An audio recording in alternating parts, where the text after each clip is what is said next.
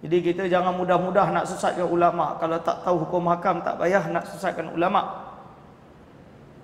Baru-baru ni pada bulan Februari awal, saya dijemput oleh kementerian atau Menteri Wakaf Sunni, dipanggil Dewan Wakaf Sunni Kerajaan atau Jumhuriyatul Iraq, iaitu negara Iraq. Negara Iraq ni kita tahu di zaman Abbasiyah, ulama ahli sunnah lahir banyak di Baghdad, di Iraq. Hasan al-Basrinya, Abu Hasan al-Ash'arinya, Imam Ahmad bin Hanbalnya, Abu Hanifahnya, Abdul Qadir Jailani dan lain-lain.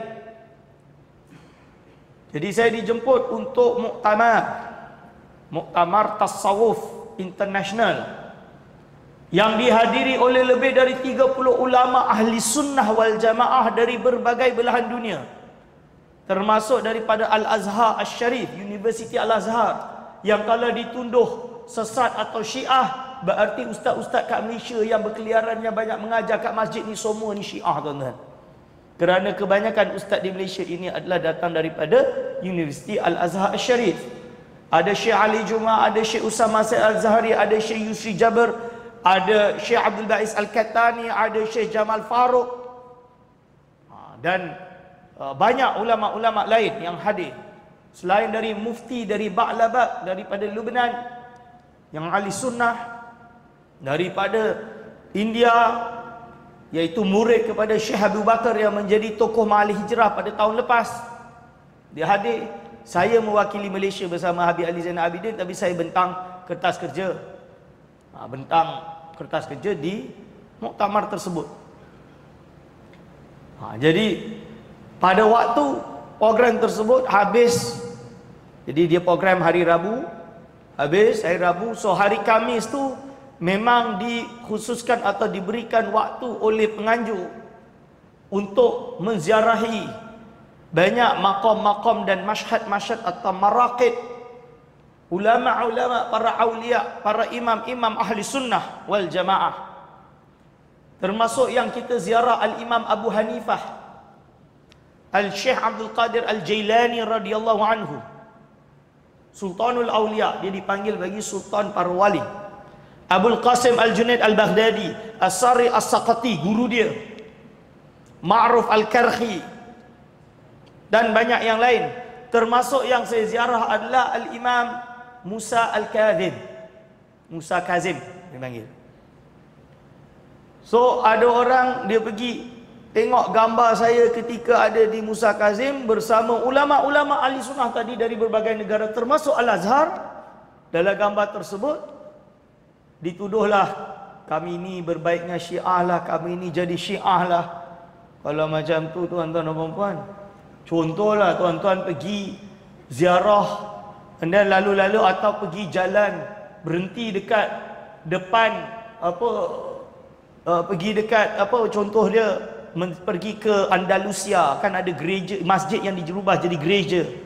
Kita pergi nak tengok ini kesan umat Islam yang dijajah, lalu kita lihat gereja terus jadi Kristian ke?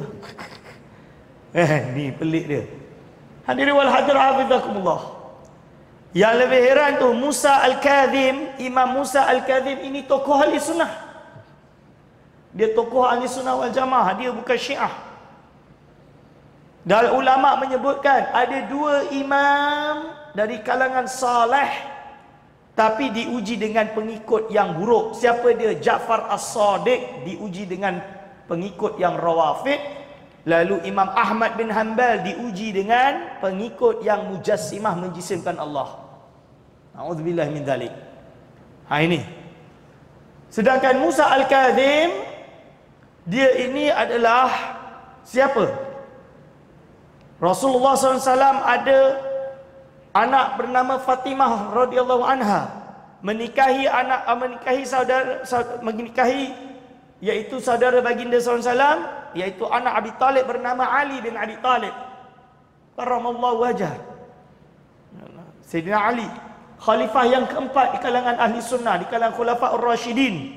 Dia sahabat, kita cintai dia. Wajib untuk kita mencintai dia sebagai sahabat dan juga ahlul bait.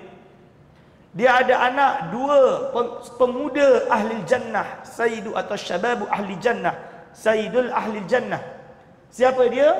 Yaitu Imam Sayyidina Hasan dan Husain. Hasan memiliki anak bernama Ali Zainal Abidin, atau Husain ada anak nama Zainal Abidin, saya tak ingat yang mana. Lalu Ali Zainal Abidin memiliki anak bernama Muhammad Al-Bakir. Muhammad Al-Bakir memiliki anak, nama dia adalah Ja'far As-Sadiq yang saya sebut tadi. Disebut dalam kitab Ibnu Taimiyah, Syekhul Islam Ibnu Taimiyah sendiri menyebutkan dalam kitab Majmu' Fatawa, kata Ja'far As-Sadiq itu adalah tokoh yang bersih, yang ahli sunnah, seperti imam-imam mazhab yang lain. Ja'far As-Sadiq dia ada anak bernama Musa Al-Kadzim, Musa bin Ja'far As-Sadiq. Nama dia Musa bin Ja'far As-Sadiq. Ni. Itu adalah anak kepada Ja'far As-Sadiq, Musa Al-Kadzim. Musa Al-Kadzim ini ada anak bernama Syekh Ali Ridha, Imam Ali Ridha. Imam Ali Ridha ada murid bernama Ma'ruf Al-Karhi. Ada anak bernama Al-Jawad. Al-Jawad ditanam di dekat dengan Musa Al-Kadzim, sedangkan Ali Ridha ditanam di Iran. Murid dia bernama Ma'ruf Al-Karhi, seorang majusi yang masuk Islam, menjadi ulama besar, guru kepada banyak ulama di zamannya, termasuk Imam Ahmad bin Hanbal. Imam Ahmad bin Hanbal. Musa Ma'ruf Al-Karhi ada anak murid bernama Sari As-Saqati. Sari As-Saqati memiliki murid bernama Abul Qasim Junaid Al-Baghdadi, Sayyidut Taifah yang kita sebut tadi, pemimpin kelompok tasawuf ahli sunnah wal jamaah yang lurus. Abul Qasim ini memiliki murid bernama Abu Bakar Shibli, memiliki murid At-Tamimi, memiliki murid sampai kepada Aqari. Aqari memiliki murid bernama Syekh Abdul Qadir Al-Jailani. Hasanain. Masuk Hasanain, dia jalur Hasan dan jalur Husain.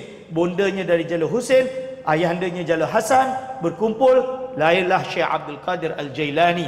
Syekh Abdul Qadir Jailani ini termasuk ulama ahli sunnah yang hatta Imam Ibn Taimiyah sendiri memujinya.